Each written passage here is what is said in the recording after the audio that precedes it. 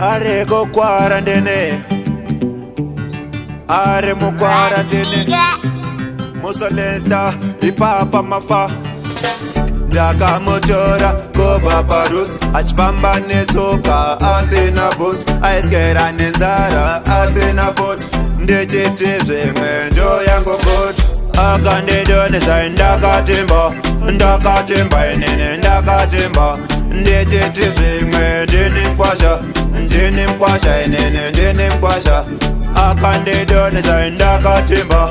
Ndakatimba inene ndakatimba. Ndechitizwe mwendo kwasha. Ndini mkwasha inene ndini mkwasha.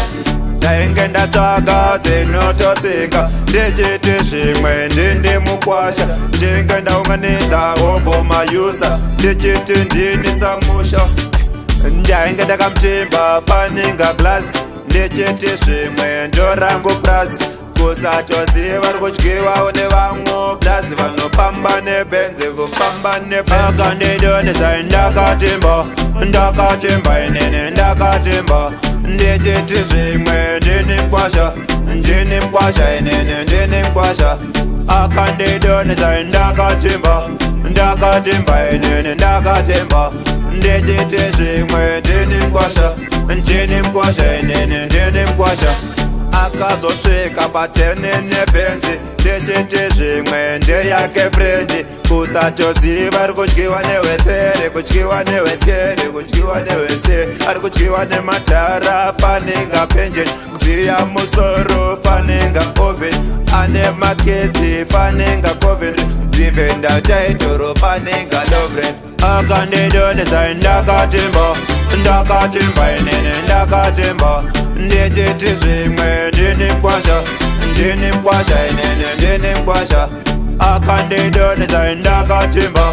Ndakatimba inene ndakatimba. Ndechitizve ndini mkwasha. Ndini mkwasha inene ndini mkwasha. Dainge ndatsvaga dzinototsika ndechitizve ndini mukwasha. Ndinge ndaunganidza ogomayusa ndichiti ndini samusha. Ndainge ndakamutimba paninga glass ndechitizve mwendo rangu plus. Kusatoziva rikudyiwawo nevamwe plus vanofamba nebenzi kufamba nebenzi. Akandidonesa ndakatimba. Ndakatimba inene ndakatimba. Ndechitizve ndini mkwasha. Ndini mkwasha inene ndini mkwasha. Akandidonesa ndakatimba. Ndakatimba inene ndakatimba. Ndechitizve ndini mkwasha. Ndini mkwasha inene ndini mkwasha. Akandidonesa ndakatimba. Ndakatimba inene ndakatimba. Ndechitizve ndini mkwasha. Ndini mkwasha inene ndini mkwasha. Akandidonesa ndakatimba. Ndakatimba inene ndakatimba.